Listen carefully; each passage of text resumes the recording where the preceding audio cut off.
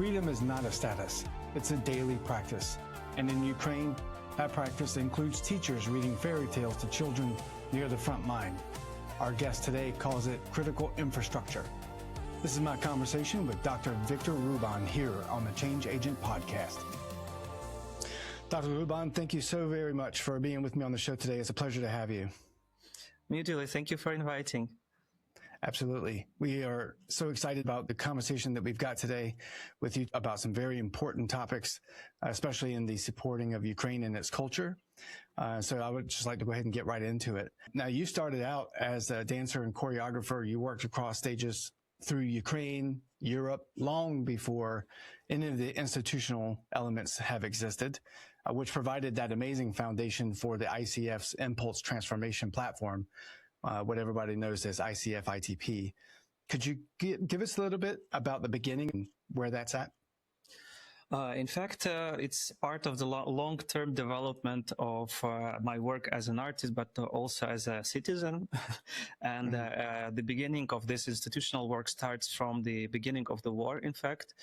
When I came back to Ukraine in 2013, just before the Maidan, and then before annexation of Crimea and Lugansk and Donetsk region. And like the wave of activism and dealing and coping with the consequences of of already attacking our sovereignty as a state by Russia. My question as an artist, but also as a person that works in the cultural field, also in the context of art therapy and dance movement therapy and social work and engaging with different and diverse social groups as an artist and as educator, I was like suddenly finding myself into the blocking of Ministry of Culture and also initiating some reforms, because me and many of artists and cultural workers that were doing that just to protect the documents, so the regime of Yanukovych wouldn't hide the misuse of the cultural infrastructure and the money laundering, and also misuse of cultural influences towards Ukraine from Russia, but through our Ministry of Culture. We wanted to protect that, and that's why we blocked the Ministry of Culture. But that led to the beginning of Assembly of Cultural Culture Actors. And we spent like 2 months in the basement of Ministry of Culture of Ukraine in Kyiv, having spontaneous, gathering of different people from different domains, just analyzing what led us to the fragility of state that really allowed this annexation to happen in such a swift way. And what we realized that we are, as a people of culture, are responsible for weakening our state, because we didn't mind the broader scope of challenges and broader scope of threats coming through the cognitive war, through the disinformation, through the promoting certain reforms, attacking Ukrainian language in Ukraine, attacking the institutions like the printed possibilities, like the journals and the magazines that were printed out. So they were basically bought massively by the Russian media holdings, or Russian oligarchs as well, or led to the bankruptcy in Ukraine. So this massive amount of things was already happening since the late 90s and the beginning of 2000, when Russia got back their financial resources and economical things. So we realized that for us, just doing our artistic work and just doing cultural work was very naive and very really reckless and really stupid in a way. And we realized that because of that, one more thing, that the Ministry of Culture and the whole system of culture in Ukraine is still remaining from the Soviet times, the same as many institutions. And we realized in those think tanks and discussions and public talks and involving politicians and civil society and the volunteers and diverse groups from all over the Ukraine happening simultaneously and connecting digitally, we realized that we need to work institutionally. We really need to get back into remodeling and proposing to the state what could be the roadmap of changing institutions and constructing or initiating new institutions on the state level, but also on the grassroots level. And that led to like successful stories of our advocacy was foundation of Ukrainian Culture Foundation, first ever funding body that is supporting Ukrainian as well independent scene now on the grant basis. Also, we managed to articulate the importance of representation of Ukrainian culture, and that's why Ukrainian Institute was established, both of them in 2016, 2017. But nobody knows about that outside of Ukraine, that this is actually the success of the society, civic society, and us as an activist in culture field. And because of that, I realized that I need also to invest my reputation, invest my knowledge, my capacities, my network, our partners. Now our partners, like by that time, my partners from all over the world that I had as a network of producers, festival directors, theater managers, institutors, diplomatic missions, to bring them into awareness of what's happening in Ukrainian culture. So that's how Ruban Production ITP as the production company was established, just to kind of support emerging Ukrainian artists and their visibility abroad, relying on my profile and my name. Also, Impulse Transformation Platform, that's why Ruban Production ITP, because it's also acronym that they are like a common, like it's the ecosystem of institutions becoming like umbrella organization and advocate for the performing arts sector in Ukraine on the state level as well, but also supporting artists, new initiatives, innovative art forms, interdisciplinary exchange, cross-sectoral exchange, festivals, intensives, touring opportunities, like new knowledge development, etc., etc., etc., application of the cultural and performing arts practices to the civil society and the resilience making. We managed to really activate and establish Impulse Transformation Platform as NGO, nonprofit organization, and then to create also the space for this research to happen, which was the first residency, dance residency ever in Ukraine. It was Kyiv, and it still exists, Kyiv Dance Residency, which was even framed as the platform for movement-based art and research. Because before that, it was usually or for creation or for classes or for dance school, but research was happening, and it was not, quite a common practice to have a space also and resources for that. So it was like ecosystem that we initiated with my colleagues that was growing little by little, having more weight also in Ukraine, also on international level, becoming part of international professional networks, having visibility, initiating a lot of great projects that I probably will touch during our talk. But the major thing was really fostering change, fostering the democratic values and their practice within the performing arts, art forms, also being mindful and articulating why it's important, why culture matters, why culture is so important for the statehood and for the identity and for understanding. And that's also how, what kind of practices and forms of engagement of artists and cultural workers could be helpful for decolonization and for changing, for rethinking our Soviet heritage, for rethinking our imperialistic heritage when we were under occupation during the long time. Also coming back and bridging how our culture, having this over 1,000-year history, having profound basis, which reappears and goes through all those different phases when we were losing the statehood of Ukraine, how our culture continued and really kept this identity that we still have, why the freedom is a basic and really common and important value for Ukrainian society and Ukrainian identity, in what it's rooted.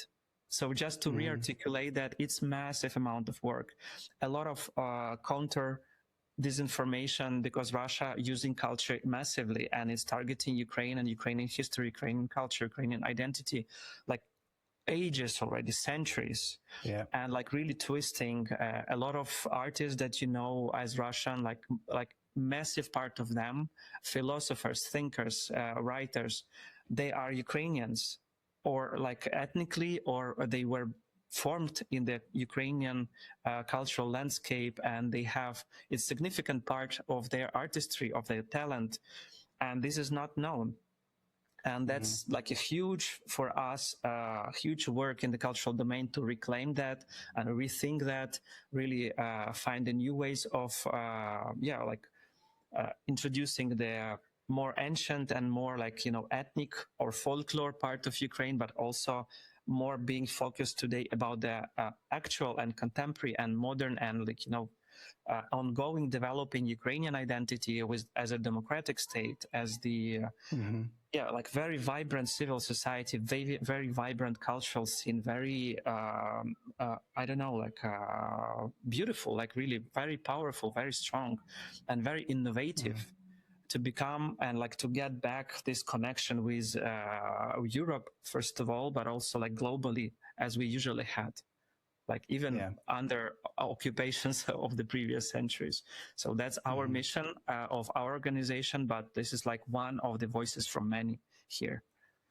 Thinking back on the historical actions of Russia prior to 2014, as you said, for ages past, and especially now, where they try to erase Ukrainian culture, just like most other things that's happening to Russia based on their ideas of what success means, it's backfiring. Because I think more people, and myself included, have adopted a new love for Ukrainian culture in dance, music, art, just all things that are coming to blossom because of what's happening. And those people trying to make a presence outside of Ukraine's. Were there any experiences in your early days that stuck with you as that vision took shape in Kyiv before the invasion started that you still think about today? Oh my God. Actually, somehow 2022 created I have very, very clear image for that. Like I'm sure you know this movie, which is called Groundhog Day. Yeah. So for me, the time after 2022, after 24th of February 2022, it's like one Groundhog Day, because I still cannot. I understand that the intensity of what's going on is such that I still cannot process it. So I'm doing a lot of different things, and thanks. I don't know. I'm very grateful for the universe, for myself, for my spirituality, for my intellect, or anything that made me aware that I need to shift the perspective and work in the long-term distance. Right away, it was in May 2022. So whatever I do, I know that it's very responsive and reactive towards the situation that is ongoing now, but with the thought how it will develop and will go further. And but at the same time, I have the impression that all that period from 2014 to 2022, all those levels of reawareness of really important, essential things, artistically, culturally, politically, philosophically, existentially, economically, etc., like as common, we have all those directions in our life, in our countries. It's like different spheres, but at the same time, they unite when it comes to the statehood. And like this, because all those branches, of our activities, of kinds of activities, they are branches of something like very holistic as an ecosystem. And somehow that's what made me aware how things are interrelated and interconnected. And my work in activism, in advocacy, in teaching, in developing of different programs and different projects, like working with the sexual intellect concept, working with the somatic practices for military, for recovery, and for civil society in general, what kind of somatic practices could be helpful. Just, you practice for well-being, but not only well-being, but the mindful well-being, which is two different things, to feel comfortable, comfy, and enjoying your life, or to be enjoying your life, but being mindful about what's happening with you and being able to take responsibility for, things that you can do and nobody can do for you. Somehow, that's definitely a you thing, right?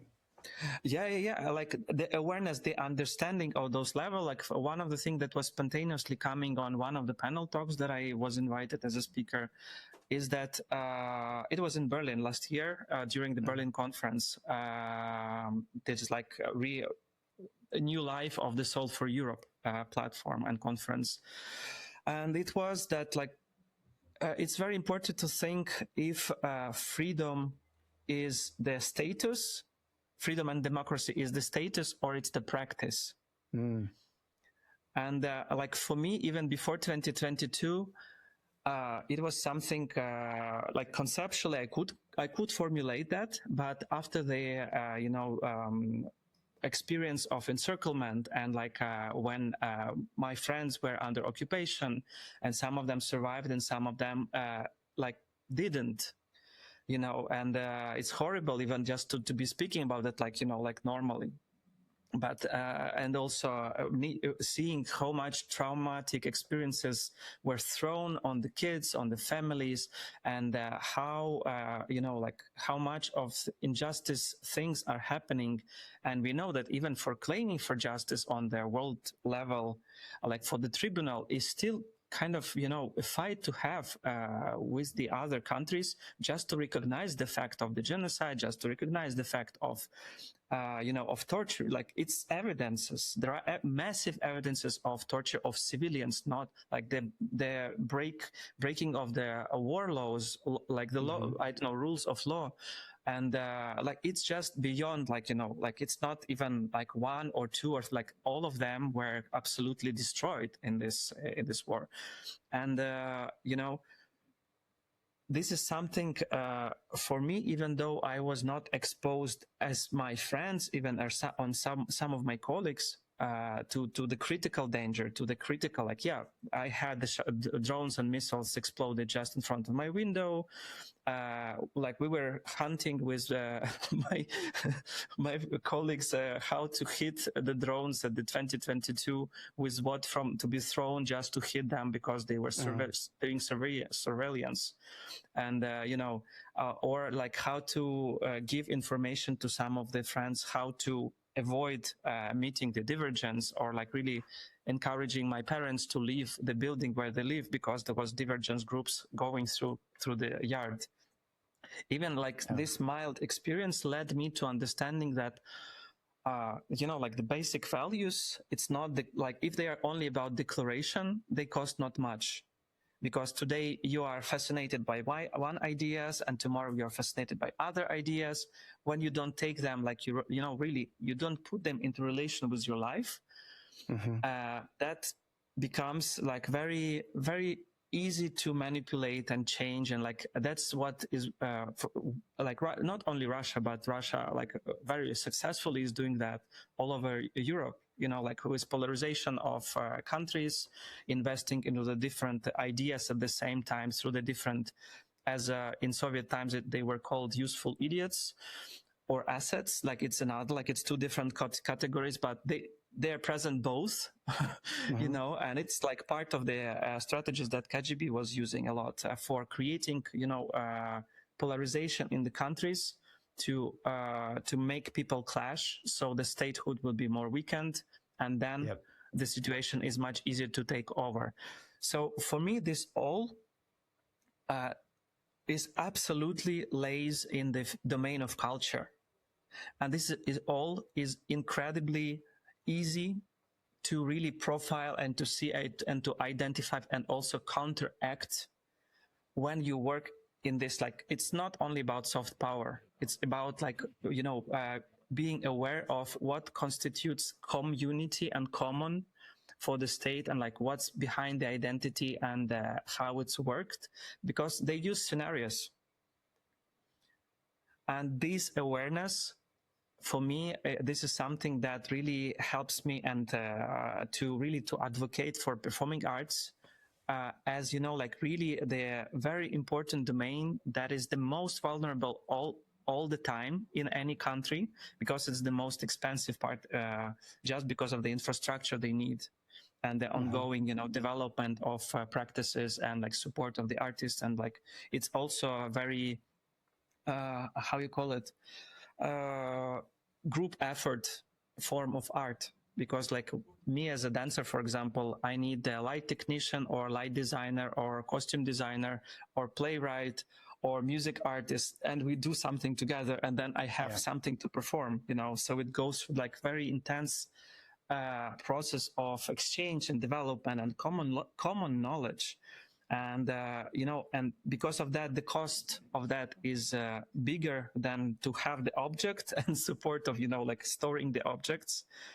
You cannot store the living people, you know. You need support, you know. And because of that, now I see like really horrible trend all over the world of really cutting off the budgets of culture instead of really optimizing the cost for the economy, or like really optimizing the cost for the management or administrative effort. Which is much bigger, and even military costs, you know, like if to compare the cost for the military, it's super important. I totally agree that we need, like, you know, any independence is valid when it can be protected. Yeah, and I think that's really an important point that you're making about the budgetary cuts. Not that I have this point written down in my head or on paper, but I do want to respond to that, because it's a priority that they themselves decide is more important than what you decide. And the people would almost always disagree with their decision. They say, well, we want to put more money towards something civil or something government related. And then the people themselves want to have more focus on culture, more focus on infrastructure. And it's just a shame that what you're saying is exactly true. And and what I wanted to highlight was that you know, you cannot think about the culture only as like beauty or like leisure or, you know, like entertainment or whatever. You really need to think of support and like economic aspect of that. And, you know, that's what we tried and started to counteract and confront, establishing Ukrainian Emergency Performing Arts Fund, because the state couldn't take this responsibility. And we were fundraising with our partners. We managed to support over 500 people just from reaching out our partners and creating over 120 solidarity events in 23 countries. You know, and like we are super grateful to our colleagues and partners, but you know, like this is something that we were successfully doing during 22, but after the October 7, 2023, you know, just like the fundraising was becoming impossible. So like, because, you know, during 1 year, probably we had to figure out how to solve this situation. Like, and of course, I understand, like, we cannot, we are grateful anyway, even for that year of support. Yeah. But this is also something very strange about how the things run internationally, that somehow solidarity and the, you know, desire of support and like really even keeping the track of what's happening has very short memory and very much empathy oriented and very much like, you know, tragedy oriented, as if it's, you know, like that. And then it becomes kind of currency or whatever, like, and we don't want to use it as a currency. We don't want to post like it's one of our major policy points, that we don't squeeze the tears. You know, for us, it's important to show Ukraine as also a resilient country, like, and foremost the resilient country. And whenever we fundraise and whenever we do some kind of events together in partnership, and what kind of ideas we develop together with the partners, it's about showing what we can share from the coping strategies and resilience strategies, because we see that the global storm is just about to start. It's not there yet. And we see that most of the countries around us, especially in Europe, they are not ready.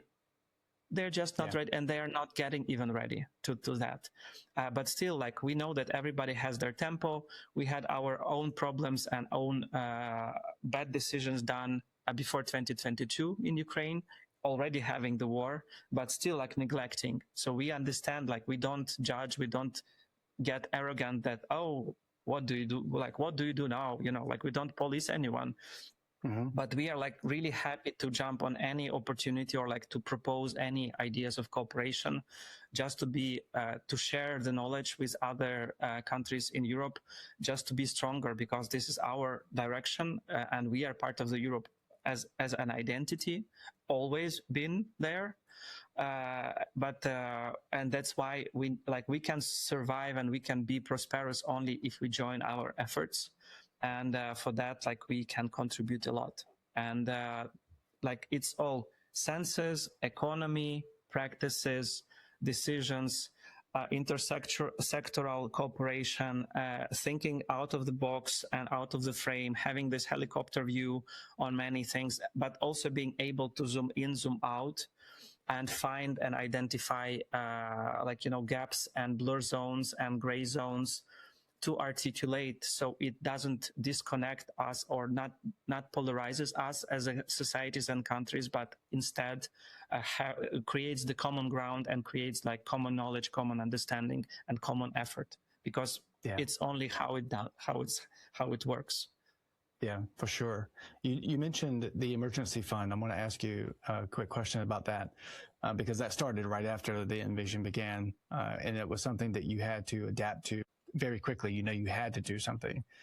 But when you did that emergency fund, you ended up with about 1,600 requests for help, roughly, and I think you could only fund about a third of those, somewhere around 512. Was there a way that you had to prioritize who was going to be supported and who couldn't at that time? The numbers are even much bigger probably, but we had to we were opening and closing the pool of requests just because we didn't want to give the we were opening when we had successfully fundraised amount of money and we knew the pool how many we could support. So if we would have it ongoing, we would have thousands and thousands and thousands of people requesting, and we felt that it would be irresponsible toward people to keep it open. So that's why we had a push notification that please reach out and follow our social media as soon as we get the funds available for emergency relief grants. And every time we were opening for 1 week or for 2 weeks, the requests, we were heavily, massively receiving them. For us, the major focus was always priority for the endangered regions. We were also supporting, especially in 2022 when we had the first wave of funds available to give for the relief. It was, a moment of occupation, of occupying territories. And if we have a request from people that are in Kherson region and in Kherson city at the time, or Mykolaiv region, that was also, we were immediately sending them funds so they will be able to evacuate, because they were writing we have this motivation part also, why do you need this relief grant? So we have the whole it's very short application. You can really fill it in 5 minutes, but for us it was really clear profile, the level of danger, the level of need, the urgency of that, and we were prioritizing those who are the most endangered and the most in need for that. And also we were sharing those stories with the donors, with the partners that were fundraising, just for them also to send those stories to the people that supported them within the solidarity events, so they could know, the situation. So basically that was the major thing. And another one, sometimes some donors had limitations. I would not call the names just from the ethical reason, but some of the donors, they have restriction towards the audience, group of people that they can support. For example, only actors and stage managers, or only dance artists, just because of their profile and their accountability issues, so they can report about that. But this was a smaller part. Mostly all the donors were quite open, and basically the urgency and the need was the major criteria for us for selection. Is there one artist or a group or anything that sticks with you today? We stay in touch a lot with most of them, and some of the artists they continue also to apply to the other opportunities, support the projects fund. We had supported 6 creations already in 23, 24. Now we are about to launch one more. There will be 5 more creations. So we send out, so we use this also database as like a newsletter for them. So we send them also opportunities, other opportunities that we have. Also, we publish the opportunities on our social media of the other organizations, or like we redirect them also to other channels where they can find for other opportunities. So we stay interactive with them, in fact. And I cannot tell you exact maybe names because there are too many, just because of that. And they are of different kinds. Like, you know, maybe I would tell one story. It was recently, it's one woman. She is the teacher in the school, and she is like in Zaporizhia region, very close to the front line. And when she reached out to us in 2022, it was like really striking, because she said, I'm over 70 years old, and like, you know, the schools are very dangerous places in here, but we still have kids. So I started to, because I had my like training in the theater, in theater and in acting and in reading when I was in younger times. And I do with them, like we do performative readings of the fairy tales with them. And she's like, could you support me with that? Like apparently she's not the profile. She's not an actress, you know, but she's doing this community work on the voluntary basis. And she keeps on writing sometimes, like, really, I really need some medicine to buy. It's really horrible conditions here. Maybe you have any opportunities, you know. And if any of them, like, I send it to her, but also, like, you know, I ask, like, would it be this amount of money that I can send to you? Okay, like, just would it support you somehow? So myself as well doing that. But just, you know, like, even this kind of thing, like, it's performing arts or not, it's community work or not, like what's the definition? But still she's doing incredibly important part of work for like supporting the like psycho-emotional state of the people around her. These things that you just described, simplistic is the beautiful part. And it's more powerful than trying to make something super complex, you know, and sometimes it is the very simple things that people do every day that make the biggest differences to people that are around them, whether it be just listening to a song or nursery rhyme, because they remember those types of things. Dance, music are all memorable things. I want to shift to the recovery part, because keeping the artists working, keeping them supported is just one part of that. There's another piece that happens to people after everything they've lived through. And there's an impact to everyone around this particular program and everyone in Ukraine that requires recovery. And you've got a recovery program that's built around that specific idea. And I think you've stated that the body is a way of knowing. And it's not just something that carries a symptom, that you have to treat the holistic part. You mentioned it earlier about being in that moment, that you could be somewhere and you can be peaceful. But do you really know that? Do you really feel that? What does it mean in that practice to treat the body as a way of knowing rather than just something that carries a symptom of trauma? Actually, the body is the center of experience, because like we experience the world, we experience life through the body. And I really enjoy this idea of Peter Levin and Besser van der Kolk, who wrote the book Body Keeps the Score, where they really, I think it's very important to articulate that trauma is not psychological phenomena. It's physiological, first of all, and then psychological, because accumulation of stress changes your neurological response to things, changes your behavior, changes your hormonal level, changes your capacity of the body to process things. And, because of that, I'm very privileged being choreographer and the person that works with somatic practices, privileged in terms of like, I have the range of things that helps me. And this is like something that is important to acknowledge as well, but also for me to share with the other people. And I'm also teaching dance movement therapy and somatic oriented approach in art therapy professional program, educational program of training art therapists since 2010. And I passed through this program from 2006 till 2009. And this program runs in Ukraine already over 20 years, like just training our therapists. And because of that, I had the possibility to really see the methodology that is developed by my colleagues in narrative therapy, in drama therapy, in fairy tale therapy, in working with the photography, working with the clay, working with the puppets, like creating puppets or like doing installation for therapeutic reason. And I saw from 2014, especially after the crisis center of Maidan that was initiated by one of our graduates, as like massive system of support during the Maidan and after Maidan, keep on working up till now. How the somatic aspect of work was becoming more and more and more and more and more significant for them. And just a simple example to explain, for example, when we work with the military, with actual military coming from the front line, and we give them 3 to 5 days intensive course together with Rodion Grigoryan, who is a founder of this project. I can send the links to the article where it's more details there.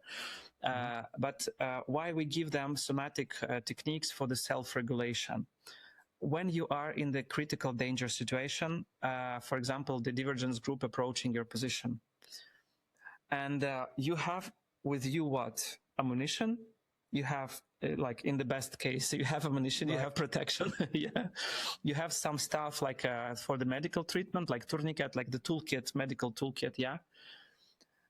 And then you have only what in this moment, just to tune to your sensation, like to tune your system to be not to panic, not to stress and like reveal your position, or not to just be driven by the emotions. You have breathing, you have sensation of your grounding and of your weight, you have your center, yeah, and you have your attention. It's focused or unfocused, yeah. And very simple things, only very simple things in this situation can help you really to survive in this situation, and that's your body. The same when civilian infrastructure is attacked, and like for example you are captured under the rumble. Like with what you can do in this situation, you can do with something that is always with you, like and it's your body, your physicality, your like in the best case you have also something to tune yourself to, but still. And that's why it's very important for us to promote that. You can write a lot of beautiful books and a lot of protocols how to behave and how you do, but if this knowledge is not transmitted from my body to the body of the person that is not familiar with the like very subtle sensations in their body, it will be just information. It will not become the experience, Right. And that's why we established consortium with 15 universities by now, over 20 organizations, NGOs from 9 regions of Ukraine, with which we established like consortium. Now it's growing also internationally, with whom we initiated the program of psycho-emotional recovery of Ukrainians with creative practices and art education. Like this is the full, like a very short name. It's a multimodal recovery that we call.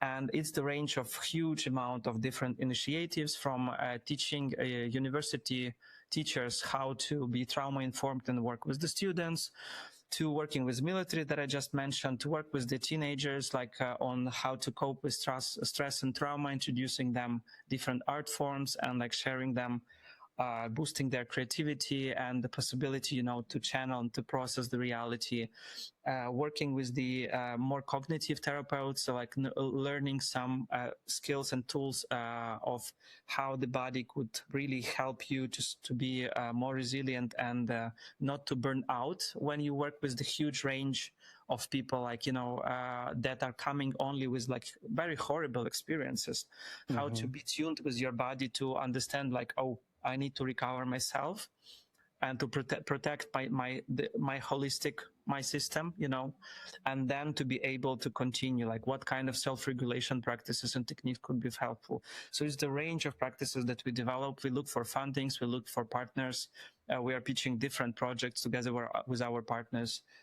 Some projects we're already finishing, like after 2 years of implementation. So it's like really massive initiative in which the most important is that everywhere up to 60% is their work with the somatic practices and physical practices for self-regulation and be trauma informed and dealing with the traumatic experiences.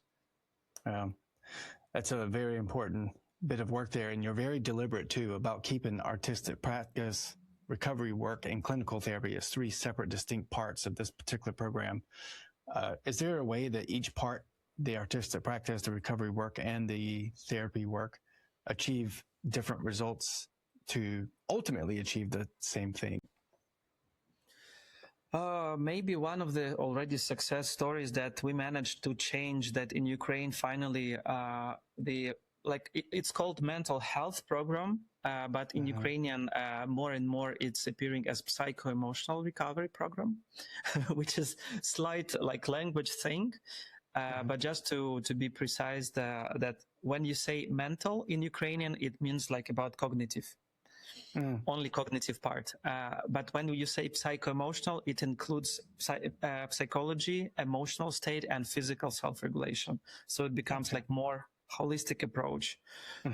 So even just to propose, and this is the term that me and my colleague Ludmila Mova were using first in our discourse, and we were like really fighting with the national mental health program, just to like, no, don't call it mental health, like, because then it will become only cognitive, and it doesn't work in the setting of critical stress where we live in. It doesn't work only mental part.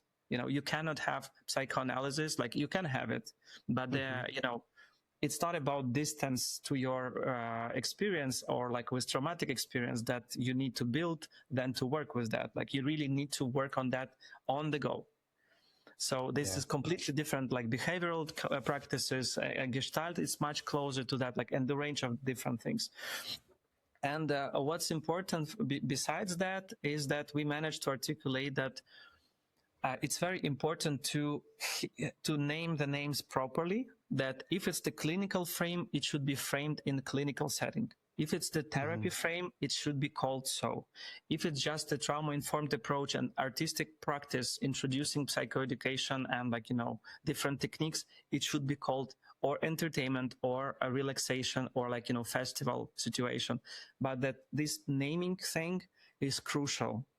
And another thing is that what we try to promote, and we managed to do it successfully from our curriculum, from our therapy education, we always were working with the artists, educators, and psychotherapeutes, like social workers as well, but for us it's like more to educators, as a group.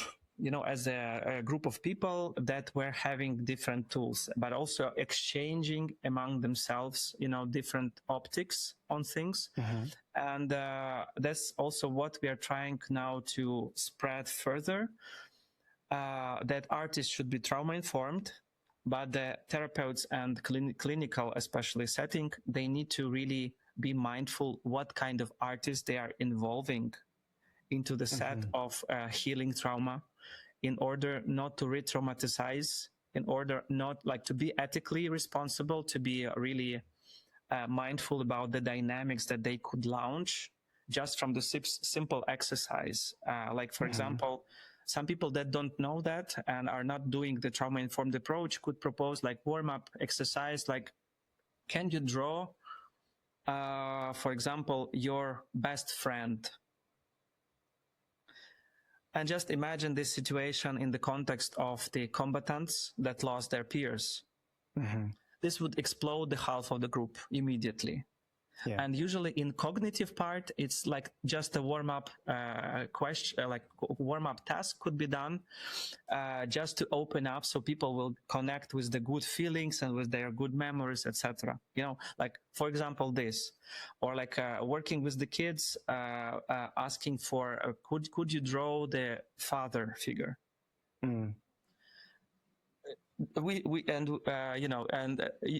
It's the end of the session immediately. It could be the end of the session immediately at that moment. So these kind of things we managed to articulate, and development of the ethical guidelines. We are in connection. We start collaboration with the cultural forces as well to develop for them the protocols and ethical guides for how to even just to entertain or to support military in ongoing setting with the artistic work. So it will be really supporting them, but not creating something opposite. When you have those questions that go out to people and there's a trigger, for some of them, they just shut right down. They don't want to talk about things. I mean, I know plenty of people have been through that. I myself have done that. But the constant, persistent work to help and find creative ways to get people to open up is really, really important. And earlier, we just talked about the priorities that you have and that your organizations and the people in Ukraine have about where they want specific support from the government to be focused on. And sometimes that's disconnected.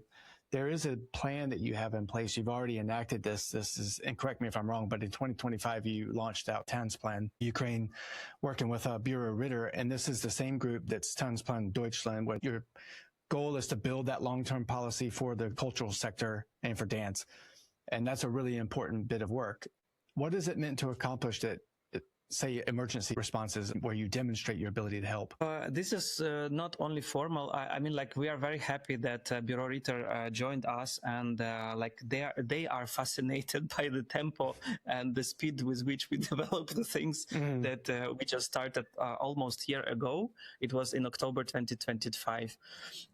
And we already have 9 working groups working with specifically different issues like heritage, dance heritage, which is not a part of the state institutions or museums, it's not part of collections yet, or access to the infrastructure, or advocacy and international networks and visibility of that, or development of professional standards, or ethical guide and inclusion into the dance education, or dance education in general.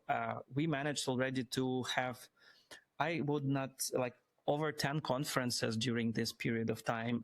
We managed to develop protocol for museums and for archives, how to involve dance as the part of intangible heritage, and using also oral history methods together in the partnership with the foundation of Pina Bausch, with Ricardo Viviani as oral historian from on their behalf coming to Ukraine. We worked within the intersectoral group. We developed this, and now we continue that. And we already are about to sign the memorandum with the Association of Museums how to adopt that on the national scale, and somehow this thing is very vital and very important become also for the other countries of Europe, because they have archives and they have infrastructure for that, but still museums are working in the object-oriented way, and because of that, a lot of intangible part and knowledge sharing and very important thing for the dance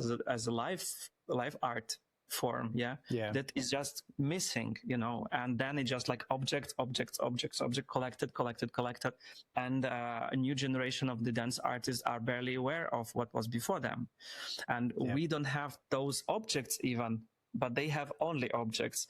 And the thing that our solution that we found to the national, in cooperation with the National Art Museum of Ukraine, was a solution for the for the whole range of countries that are trying to find that solution. So now we'll discuss soon how to develop that.